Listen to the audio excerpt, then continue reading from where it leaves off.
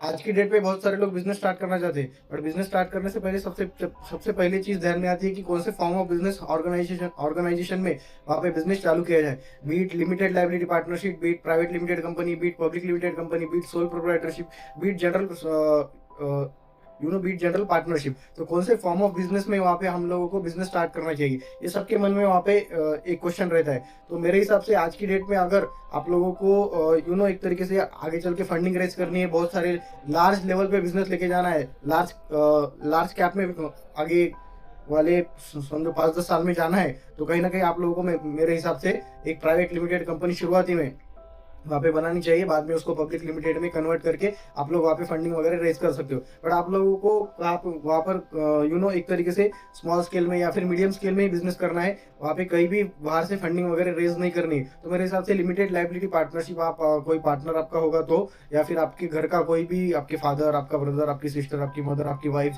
किसी के साथ में भी आप लोग वहाँ पे पार्टनरशिप में बिजनेस स्टार्ट कर सकते हो।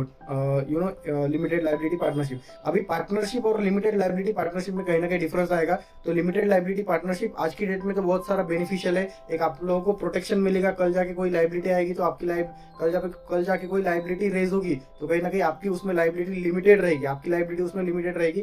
ये इसमें डिटेल क्या है, लिमिटेड लाइबिलिटी पार्टनरशिप में क्या फर्क है, इसके डिटेल्स अगर आपको चाहिए तो डेफिनेटली मुझे इसमें डीएम कीजिए। लिमिटेड लाइबिलिटी की चाहिए तो एलएलपी करके डीएम कीजिए, पार्टनरशिप की चाहिए तो पार्टनरशिप करके डीएम कीजिए, प्राइवेट लिमिटेड की चाहिए तो प्राइवेट लिमिटेड करके डीएम कीजिए, पब्लिक लिमिटेड के चाहिए तो पब्लिक लिमिटेड करके डीएम कीजिए। मैं उसके सारी डिटेल्स आप लोगों को दे दूंगा, क्या बेनिफिट्स है, किस तरीके से आप लोग इसको फॉर्म कर सकते हो, ये सारी डिटेल्स मैं आप लोगों तक पहुंचाऊंगा।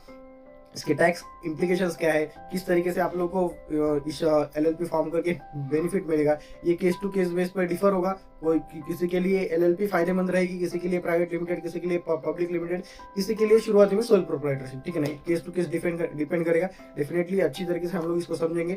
कोई भी आपको डाउट है तो मुझे डीएम कीजिए, डेफिनेटली इस वीडियो में कमेंट कीजिए, डेफिनेटली हम उसके ऊपर डिस्कस करेंगे। ये हमारी 30 डेज की सीरीज है, इसमें फॉर्म ऑफ बिजनेस ऑर्गेनाइजेशन को लेके, एक बिजनेस मॉल से छोटे से बड़ा किस तरीके से होता है, ये सारी चीजें हम लोग इस सीरीज में देखेंगे। ठीक है ना, thank you so much guys, bye bye.